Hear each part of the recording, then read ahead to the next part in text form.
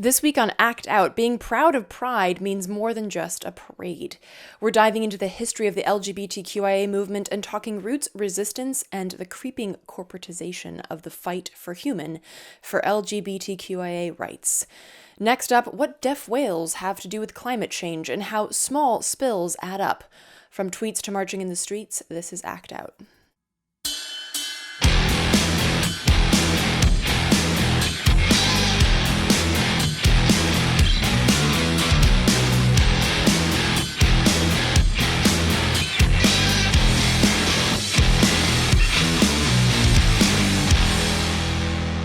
Welcome to Act Out. I'm Eleanor Goldfield, and this is your tipping point.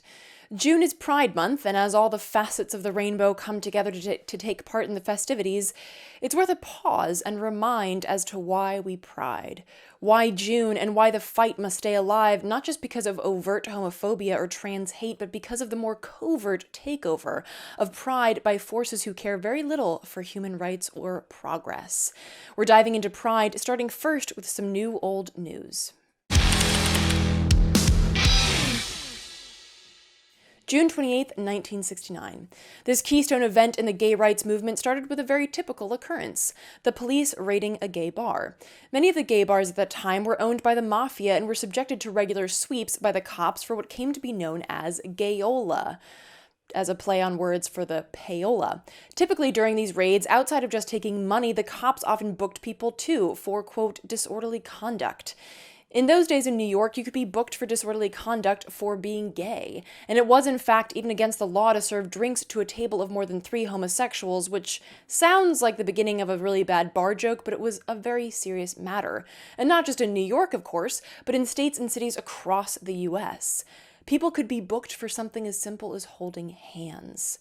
Not to mention lose their jobs if word got out via the papers or press regarding their, quote, crime against nature.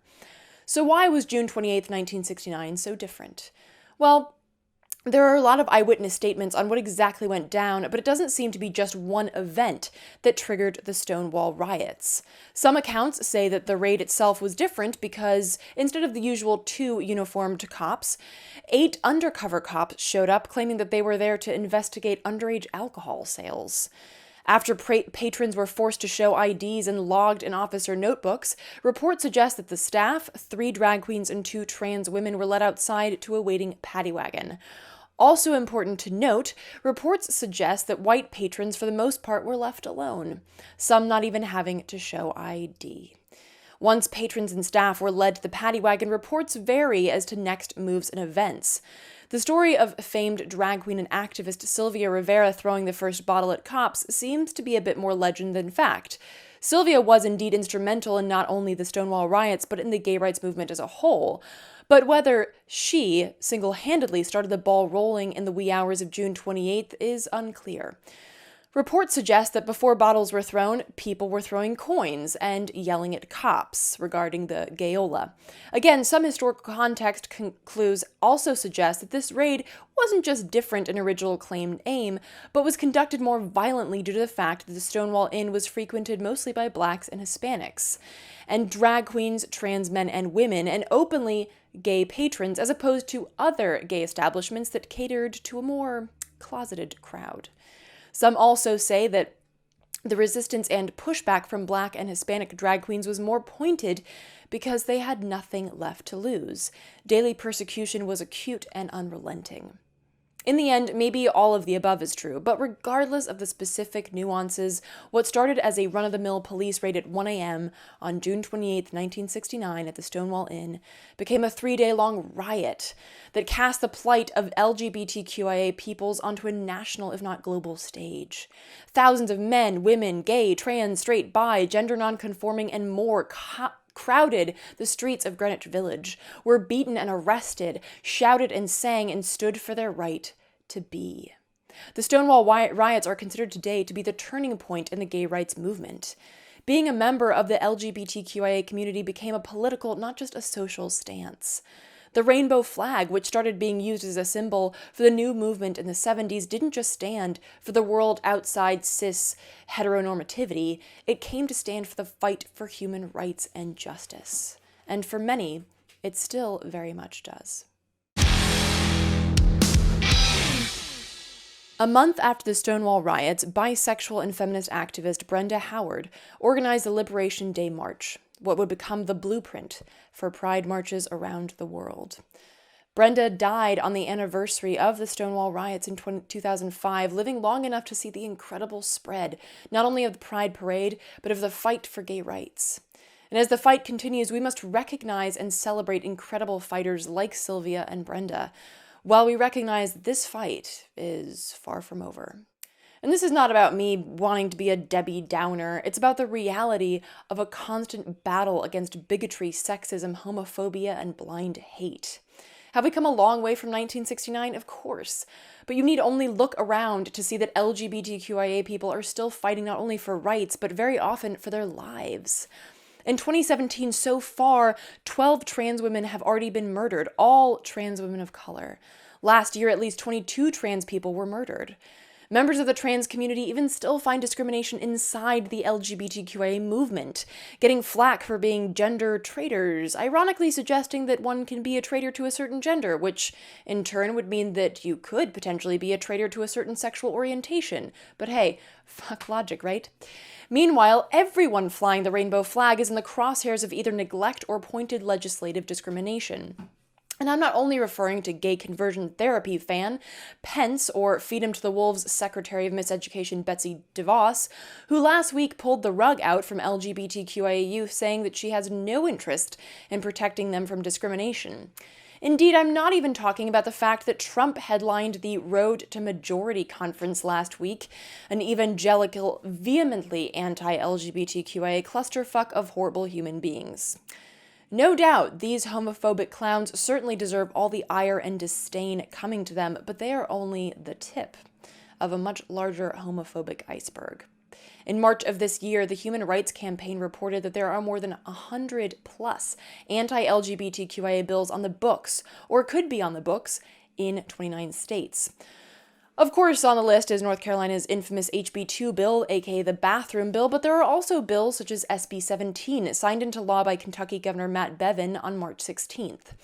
SB 17 throws around words like religious and political a lot, stating that schools and students have the right to invoke any religious or political teachings and opinions without fear of retaliation.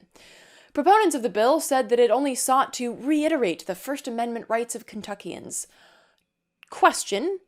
1, doesn't the First Amendment iterate your First Amendment? And 2, if it doesn't, presumably because there's a fault in law enforcement or protection, how does making a new law equal enforcement of the old one?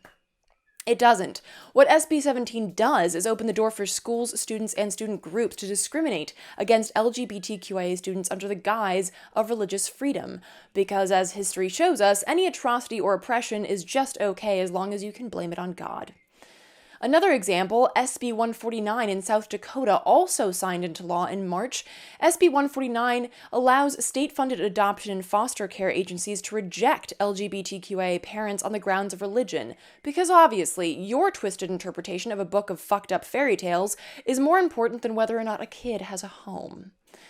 And these are just a couple of examples of 100 plus bills targeting people purely based on who they have sex with. Meanwhile, around the world, LGBTQIA people face state-sponsored prison, torture, and death for the very same crime. For example, our ally Saudi Arabia still has a law on the books that makes homosexual relationships a crime punishable by death, which reminds me, Lockheed Martin just won a $6 billion frigate deal as part of the recent $110 billion arms sale to Saudi Arabia. How is that relevant? Well, because Lockheed Martin is one of the sponsors for Washington, D.C.'s Pride celebration, as are private prison profiteers, predatory banks, pipeline sponsors, union busters, and, the police. You know, the people that harassed LGBTQA people for years leading up to Stonewall, and indeed still do so to this day, particularly gay and trans people of color. And no, that's not to say that cops who want to parade down the street can't throw on a boa and party, but partaking in an event and sponsoring one are two totally different things. As a sponsor, you hold sway over the events you throw money at. You get a say in the direction, the messaging. So I wonder if Pride DC mentioned about that awkward arms deal and how that ties into the horrific oppression of LGBTQIA people in Saudi Arabia. Or I wonder if Pride New York mentioned the fact that Wells Fargo is a sponsor of theirs, the grossly predatory bank that not only bolsters projects like the Dakota Access Pipeline, but like their fellow Pride sponsor Citigroup, enjoys oppressing poor, predominantly marginalized people in the name of the almighty dollar. And for those of you who don't think that these things are connected, think again. All of these issues, all of our issues are one, and we must all stand next to one another in our mutual fights against oppression, bigotry, racism, sexism, and blind hate. And this sort of overlap was quite powerfully highlighted on June 4th when activists with Jewish Voice for Peace staged a protest and blockade during the Celebrate Israel parade in New York. The objective was to call out what's known as the pinkwashing of Israel's human rights abuses, the covering up of atrocities via a slick media campaign called Brand Israel that began back in 2005. The campaign was essentially launched to make Israel look like a progressive and hip country in the midst of religious extremism and backward thinking. Part of the campaign focused heavily on the LGBTQ issue and still includes funding for such events and festivities. However, this thin pink veil can't hide the ever-growing oppression that Israel executes. As Craig Wills, who took part in the action, wrote in a Truth Out op-ed, "When the time came to begin our protest, we stood in formation, holding signs that read 'No Pride in Apartheid' and 'Queer Jews for a Free Palestine.' We were full of firm resolve, knowing we carried a fourfold responsibility to take action. As citizens of the U.S., which funds Israel's occupation and apartheid regime and blocks international action against Israel. As residents of New York City, whose police department targets and murders our Black and brown neighbors and collaborates with Israeli security forces, enabling their violent and daily oppression of Palestinians. As people of Jewish ancestry in whose names Israel's ongoing Nakba is committed, and as queer and trans people who are being used to cover all of this up."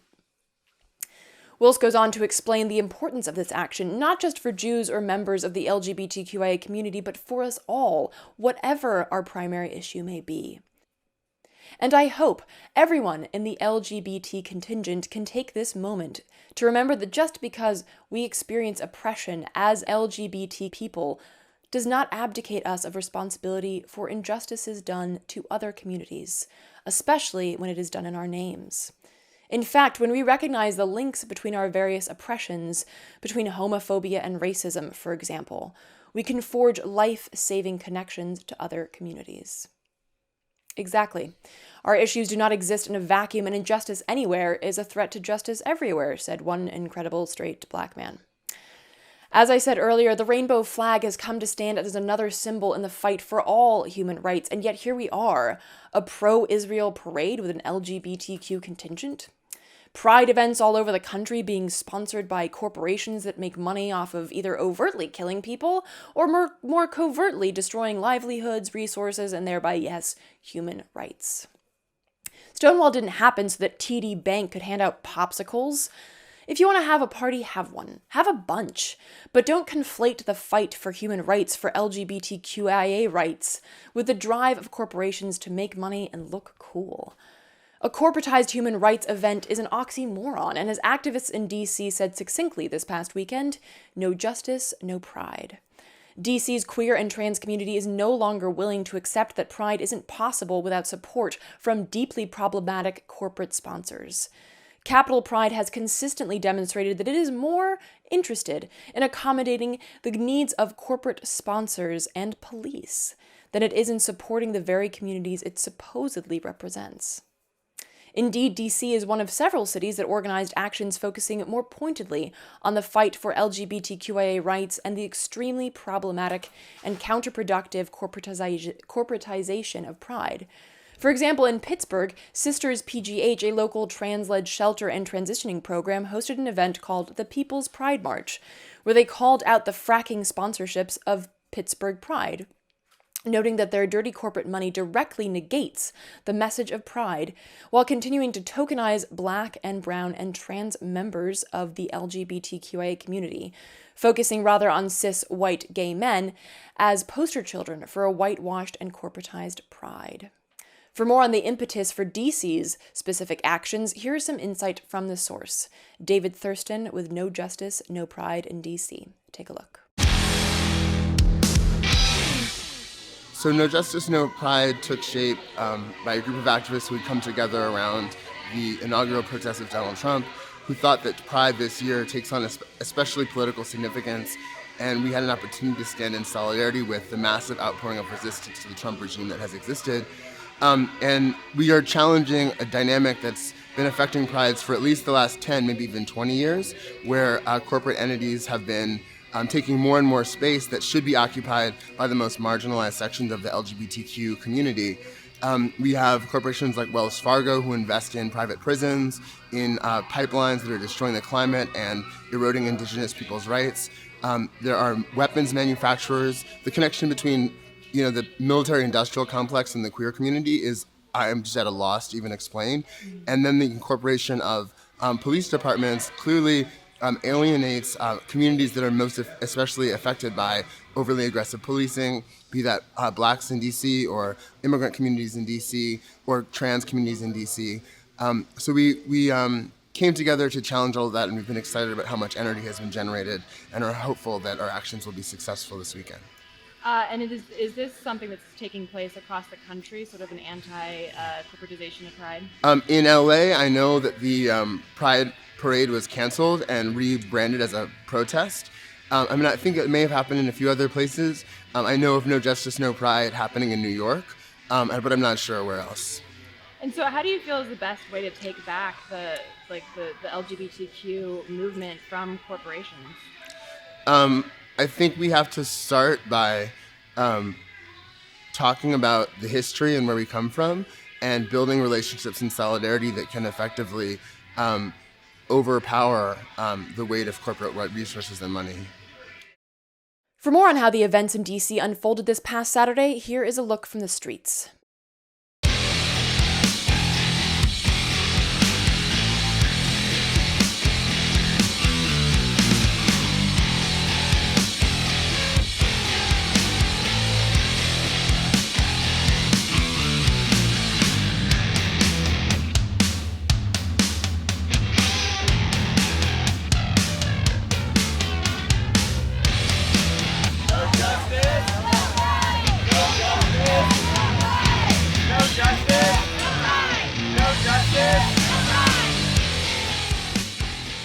So for all of you looking forward to celebrating Pride this month, keep looking forward. But don't forget to look back and take note of where the fight came from, and the importance of keeping it a fight and not just a party. Now, before we wrap up this week, let's take a quick look at some low-life scum in the Atlantic. You low-life scum. So it's really no secret that Obama was no friend to the environment. A mere few weeks before the Deepwater Horizon spill in the Gulf, Obama opened up huge swaths of ocean in the Gulf, the Atlantic, and the Alaskan coastline to drilling for both oil and gas, which reversed a ban on drilling off most U.S. shores. Not to mention the fact that between 2010 and 2014, the Deepwater Horizon spill happened in April of 2010. Between 2010 and 2014, the Obama administration approved more than 1,500 permit applications for offshore drilling plans that included fracking at hundreds of wells across the Gulf of Mexico. All right, Eleanor, but this is old news, right? Yeah, it is, but it provides context for the forthcoming news and commentary. Obama was shit on climate. That is evidenced by the above stories and many others, and it's important to note that one can still be a shit on climate and actually do one or two things that aren't categorically fucking insane with regards to our future on this planet. Just like when someone says, "I hate Trump," the next response is not automatically, "Why do you like Clinton?" No, stop that. We do not live in a dual-faceted world. Just because there are two parties in this country does not mean that either one of them gives a flying fuck about you or the planet. Obama was shit on climate as a whole. Trump is worse. Here is an example. One of the things that Obama did do well in office was turn down a request for seismic testing in the Atlantic. Last week, Trump overturned that decision. Seismic testing refers to using seismic air guns to search for oil and gas reserves beneath the ocean, using the reverberation to detect the composition of the ocean floor. But far from being the equivalent of just a noisy neighbor, these sonic booms have proven to be devastating for marine life, as explained in a 2013 Oceana report. These loud blasts are used on a recurring basis, going off every 10 seconds for 24 hours a day, often for weeks on end. They are so loud that they penetrate through the ocean and miles into the sea floor, then bounce back, bringing information to the surface about the location of buried oil and gas deposits. Airgun blasts harm whales, dolphins, sea turtles, and fish. The types of impacts marine mammals may endure include temporary and permanent hearing loss, abandonment of habitat, disruption of mating and feeding, beach strandings, and even death. We are that horrible that we don't even have to employ our more infamous toolkit of oil, plastic, or ocean acidification in order to kill ocean life. We can do it with fucking sound. I bet cops on land feel totally jealous that their measly little sound cannons only work so well in an environment where the molecules are more spread out, due to the composition of air, thereby creating greater dispersion and degradation of sound, as opposed to underwater, where sound travels incredibly well, because it continuously bounces off of molecules more closely packed together due to the composition of water versus air. There's a fun little audio trivia for you. Anyway, you may be wondering, why go through all this trouble of killing whales with tricked out sound cannons when you could just harpoon them? Well, it's because seismic testing is the precursor to offshore drilling.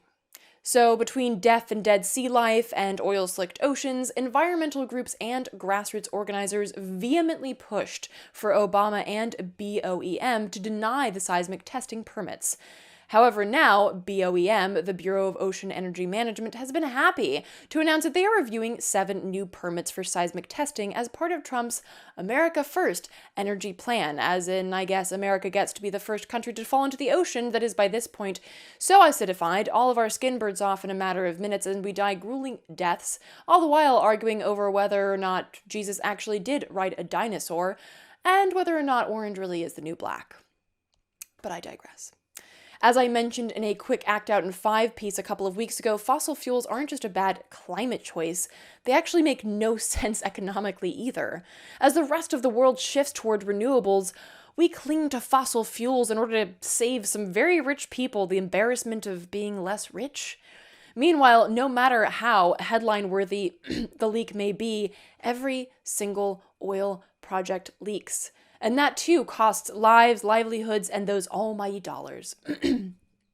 Deepwater Horizon might conjure up devastating memories of oil-slicked waters and animals visible from space, but not everything is that large scale or obvious. And yet any leak can be and is devastating. Have you heard of Taylor Energy? It wouldn't be surprising if you haven't. It's not a name that was thrown around a lot like Deepwater Horizon. And yet 25 of Taylor Energy's undersea oil wells are still leaking into the Gulf today. And according to the Department of the Interior, they will still leak for the next century or so, give or take a spring break or two. But lucky for them, they declared bankruptcy and have no intention or obligation to clean up their mess. Unlucky for us, be it a hurricane that collapses oil platforms or just plain old equipment that craps out, the slow and steady leaking of oil is not an unusual story in the US. The problem, as reported by Wired in a December 2016 article, is that the Coast Guard classifies many spills, up to 100,000 gallons, as minor or moderate, and small spills get less of everything. Less media attention, less regulation, less environmental impact assessment, and most critically, less funding to clean them up. Meanwhile, reports suggest that there are about 30,000 of these small spills a year, yet this number is probably grossly underreported because, get this, the U.S. Coast Guard basically relies on oil companies to use the honor system when reporting leaks. And since oil leaks happen not only because oil technology is often either too old or too new, but also because of human error, that's what we really call a conflict of interest. No shit. Not to mention that because it falls on the Coast Guard to fine companies up to 3 times the cost. If they pass that small spill threshold, oil companies have a powerful financial incentive to underreport spills. And fun fact, there's no penalty for underreporting a spill. If you report anything, you're good. An ironic drop in the bucket for these oil companies, and the regulatory machine is happy.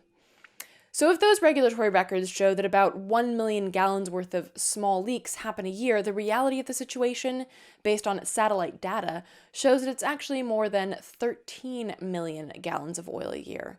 That's more than Exxon Valdez spill per year. which means that those 30,000 small spills include a shit ton of not-so-small spills, and of course another shit ton of not-at-all-mentioned spills.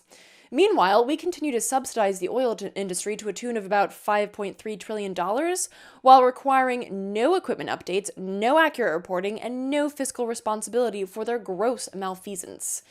Indeed, in order to get an oil lease, all you have to do is have money and show up. As outlined by Jacqueline Weaver, a professor at the University of Houston Law Center who specializes in oil and gas law, there is no real pre-qualification of lessees, no assessment of their fitness to operate. All they look at now is financial ability. So whether you're a reputable and responsible oil company, a petrol-curious dude who came into some cash, or the most notorious oil spiller in the galaxy, your chances of expanding your oil empire are equal. It is horrifically easy to destroy our planet, our water, our air, our land, and that's why this seismic testing is so despicable.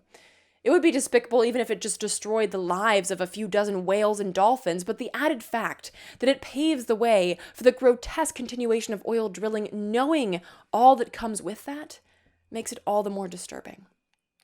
So if you live on the eastern seaboard, if you know the Atlantic, live by it, live from it, love it, appreciate it, make some noise. Stand, sit, lay, and otherwise get in the way of this endeavor to destroy planet for the profit of a small group of some piece of shit people.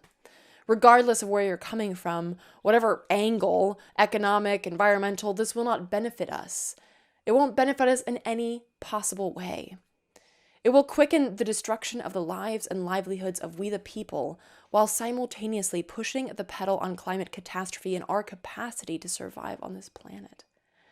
No seismic testing, no drilling, no fossil fuels, no low-life scum. You low-life scum. For more on the group that helped identify the oil spills mentioned before, visit skytruth.org. And that will do it for this week's Dose of Dissent. Thank you so much for watching. Please do spread and share this with all of your friends, foes, and people you don't know. Check out the last slide to see all the sites mentioned in this week's show, and be sure to follow us on Twitter, Facebook, and subscribe on YouTube. As always, good night and act out.